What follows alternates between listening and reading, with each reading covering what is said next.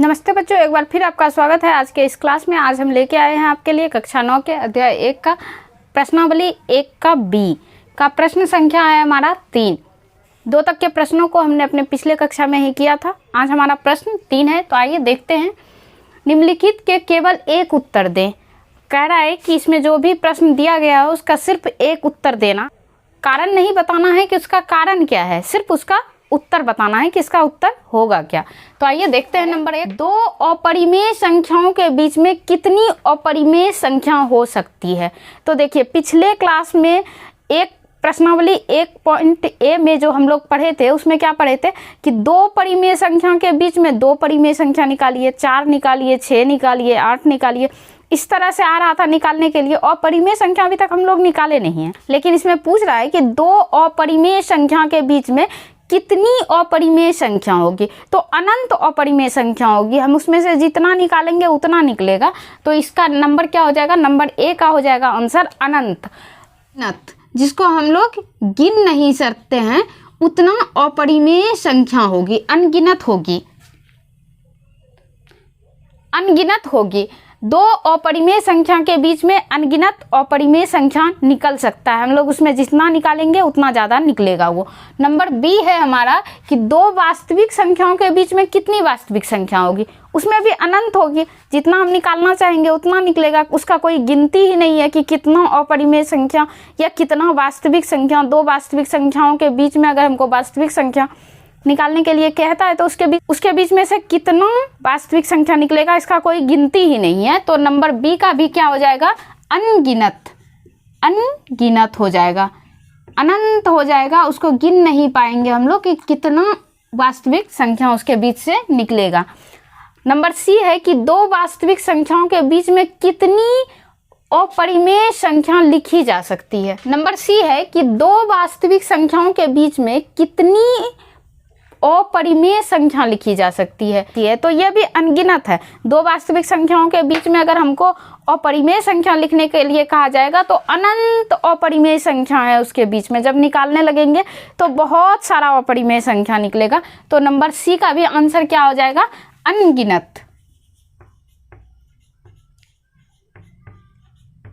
Number C भी हो गया अनगिनत।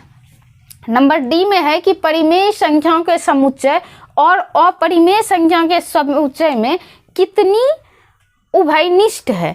उभयनिष्ठ कितना है ये बताना है। तो देखिए, परिमेय संख्या जो है वो अलग है, वैसी संख्या जिसे हम p/q के रूप में लिखते हैं, और अपरिमेय संख्या वो है जिसको कि हम लोग p/q के रूप में नहीं लिख सकते हैं। तो उसके बीच में कोई उभयनिष्ठ संख्या नहीं होगा, क्योंकि दोनों का जो रूल है वो अलग है। तो उन दोनों के बीच में कोई उभयनिष्ठ तो हो ही नहीं सकता है। तो एक भी उभयनिष्ठ संख्या नहीं होगी, एक भी नहीं होगी। तो यहाँ लिखेंगे एक भी नहीं, कोई उभयनिष्ठ संख्या दोनों के बीच में नहीं हो सकता है, क्योंकि दोनों का रूल ही अलग है। एक कहता है कि अगर संख्या p/q के रूप में है तभी वो परिमेय है, और दूसरा कहता है कि p/q के रूप में होने का कोई ज़रूरत नहीं है। और परिमेय संख्या क्या है, जो संख्या की p/q के रूप में नहीं है वो क्या कहलाती है, अपरिमेय संख्या कहलाती है। तो इसलिए इन दोनों के बीच में कोई भी उभयनिष्ठ नहीं हो सकता है। उसके बाद है ई नंबर में, परिमेय संख्या के समुच्चय और अपरिमेय संख्या के समुच्चय के सम्मेलन को कौन सा समुच्चय कहा जाता है। तो परिमेय संख्या और अपरिमेय संख्या के सम्मेलन को वास्तविक संख्या का समुच्चय कहा जाता है, वास्तविक संख्या का समुच्चय कहा जाएगा। परिमेय संख्या और अपरिमेय संख्या के समुच्चय के सम्मेलन को ही वास्तविक संख्या का समुच्चय कहा जाता है। तो यहाँ नंबर में क्या हो जाएगा, ई नंबर में हो जाएगा वास्तविक संख्या।